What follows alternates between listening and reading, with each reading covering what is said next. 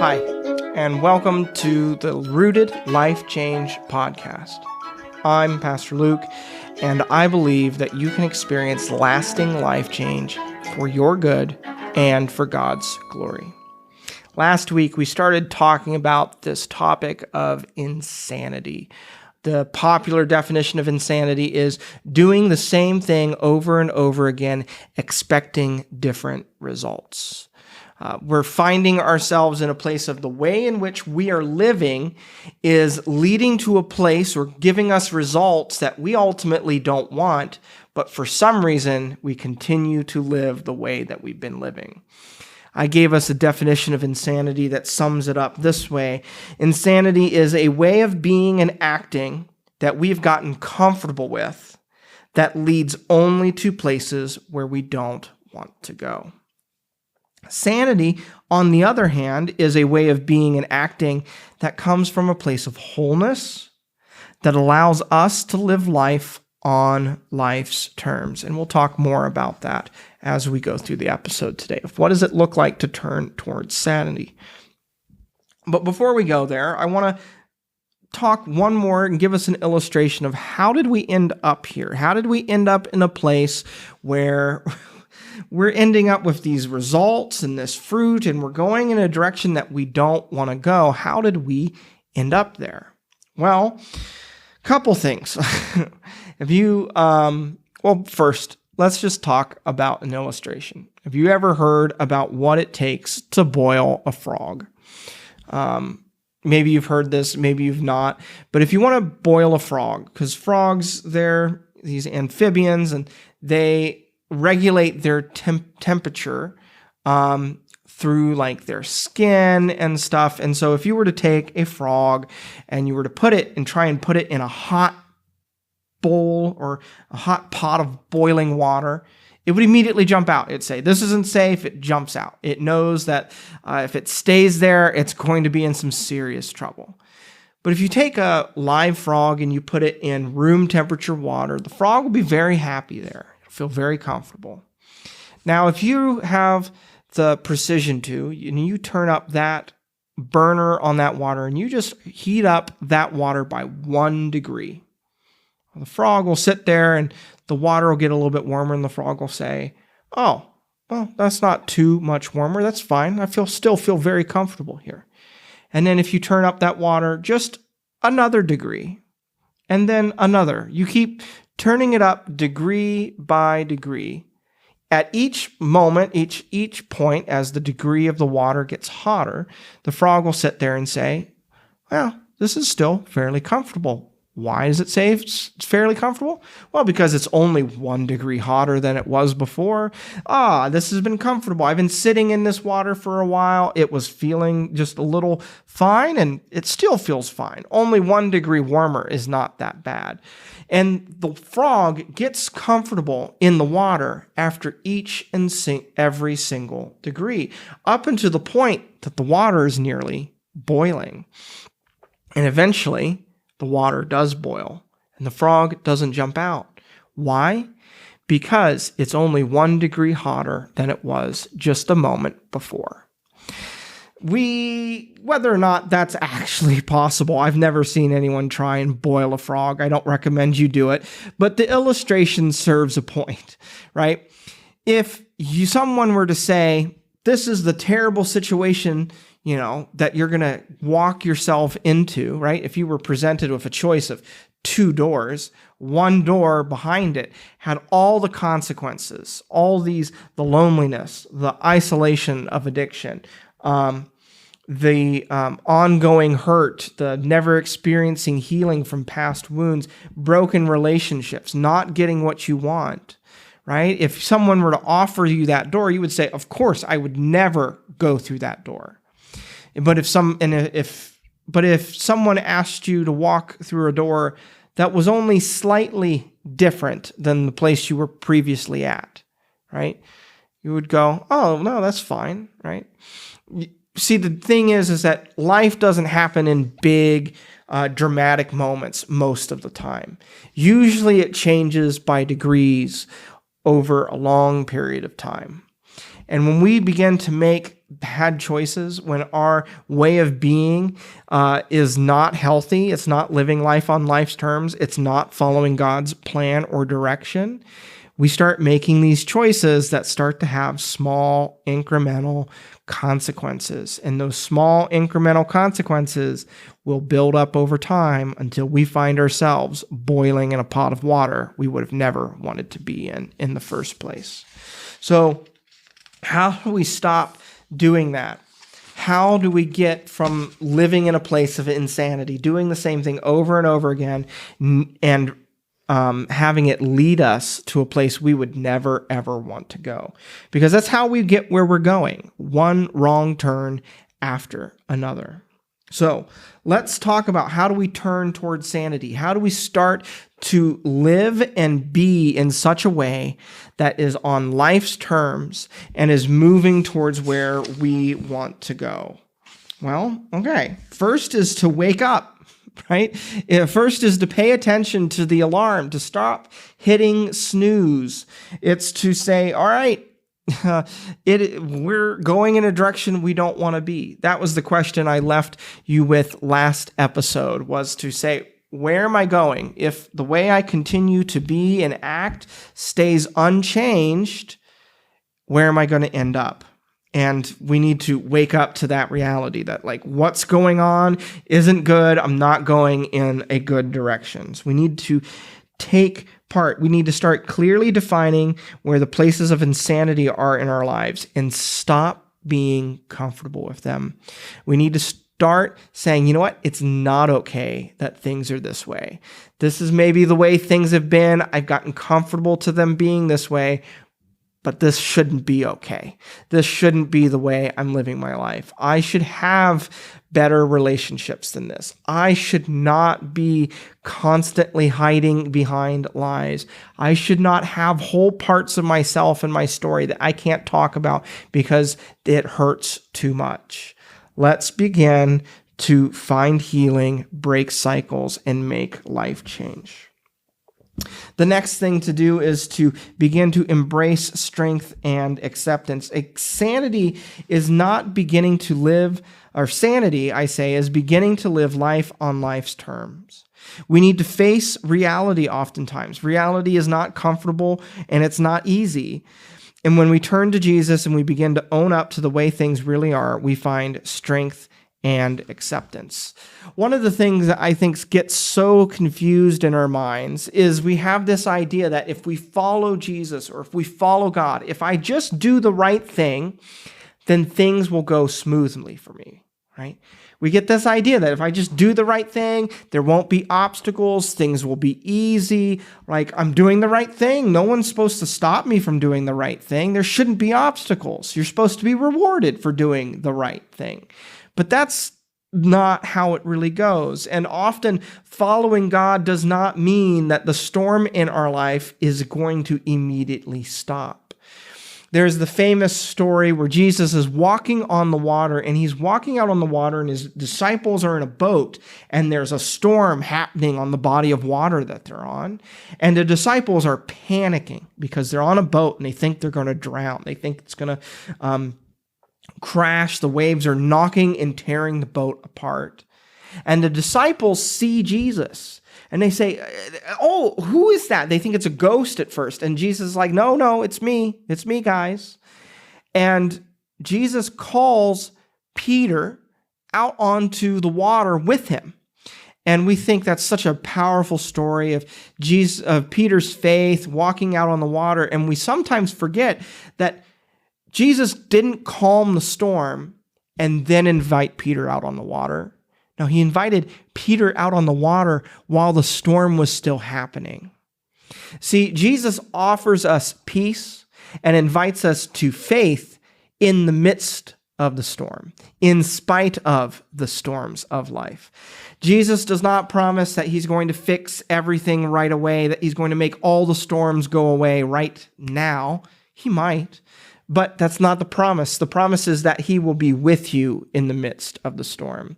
When we begin to face the hard things in life, they're still going to be hard, but we're going to not be doing it alone. A lot of times we get into places where we don't want to be, and we get into the places of insanity because we're trying to avoid something. There's a storm, there's a consequence, there's a circumstance in life, there's some difficult emotions, a difficult choice, a topic that needs healing. We don't want to deal with it. It hurts too much. And so we run other places, to our addictions, to our broken cycles, to old ways of being, to bad habits, in order to stop feeling or to ignore or numb ourselves to the thing that really needs to be addressed. And so we need to come to this place of finding serenity. Serenity is not the absence of the storm, it's peace in the middle of the storm. So we need to wake up. We need to wake up to the insanity, to the way that we're living and how it is taking us to a place where we don't want to go. And then we need to find strength and acceptance to face the uncomfortable facts of life. We live this life. We often believe this false narrative, this lie that's been sold us in our modern culture. And that is this idea that if we just live life just right, if we do things right, we listen to all the smartest people, we read the right books, we do things at the right time, we will be happy. We've been sold this lie that it's possible to live a life where you are mostly happy. And that's simply not true. Life includes suffering. If life were to come in a box, it would say suffering included, happiness not guaranteed. That's the fact of life. But often we want to rail and push against that reality. And the more and more we have a hard time swallowing that truth that I just said there, the harder we're going to have living life as it actually is. That's what I mean when we say living life on life's terms, accepting that things will not always go my way. Things will be hard. Even when I do the right thing, I might get punished, right? Things are not fair and suffering is included. But when we don't live life on life's terms, when we try and hide from that reality, when we try and numb ourselves, when we try to distance ourselves from it, all we do is multiply our suffering. The best way to minimize suffering is to face it head on, is to not find a way around it, but to find a way through it. We're back to the Band-Aid analogy. How do you take a Band-Aid off? All at once, not little bit by little bit. And so finding strength and acceptance, accepting faith, finding Jesus, trusting that you are not alone in the midst of the storm, and beginning to face the difficult reality that you're in. The third thing to do when you turn towards sanity is to find integrity. With sanity comes connection to our values. We want our values and our actions to match up. I talk to so many people and you say, like, what are the most important things in your life? People will often say things like family. They will say things like love, friends. Well, let's look at your life then. Is your life lived in such a way that aligns with those values?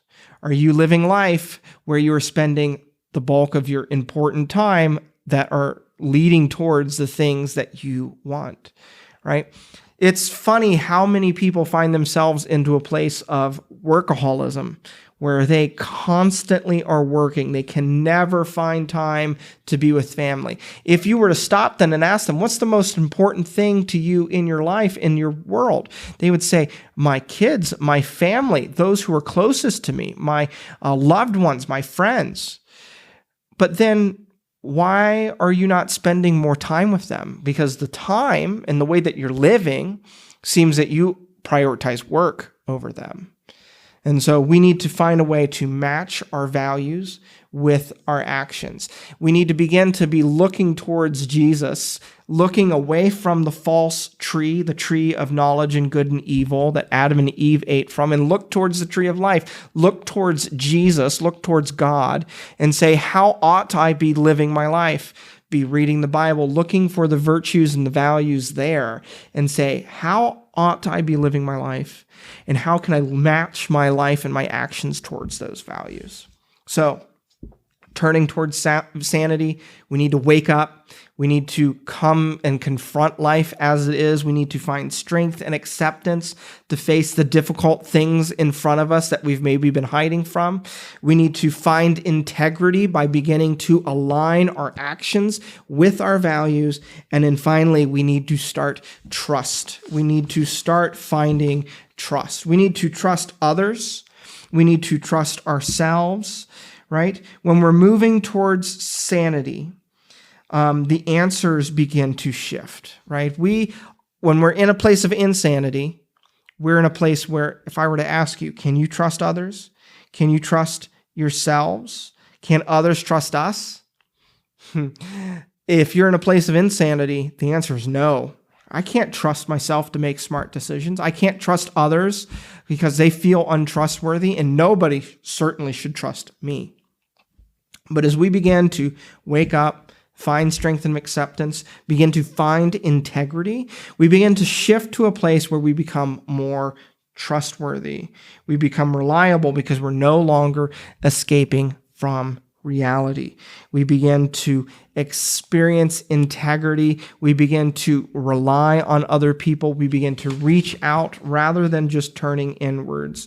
And all of that is made possible through Jesus, right? We can't do it on our own. This is the thing that so many people who make it through and break cycles, break addiction, find healing, is they will tell you that they could never have done it on their own, that it came through Jesus, right? Here's a passage in Hebrews chapter 12, verses 1-3 says, "Therefore, since we are surrounded by such a great cloud of witnesses, let us throw off everything that hinders and the sin that so easily entangles.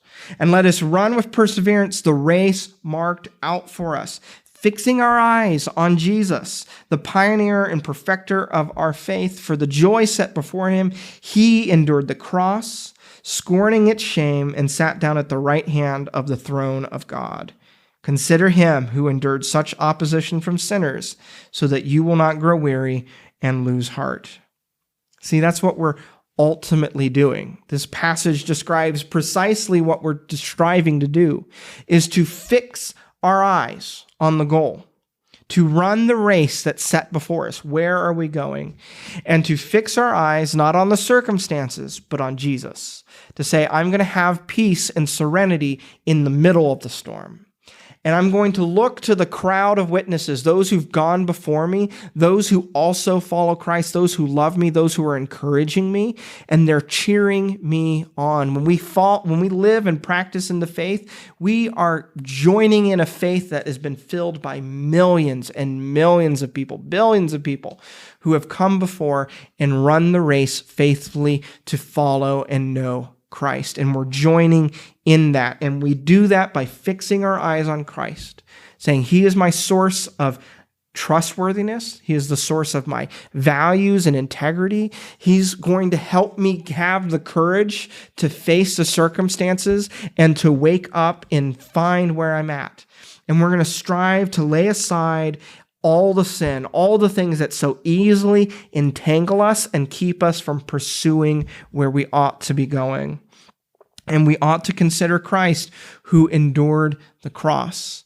When we endure small sufferings, difficult conversations where we need to own up, to be truthful, to deal with hurt and pain, those are hard things, but they're not dying on a cross.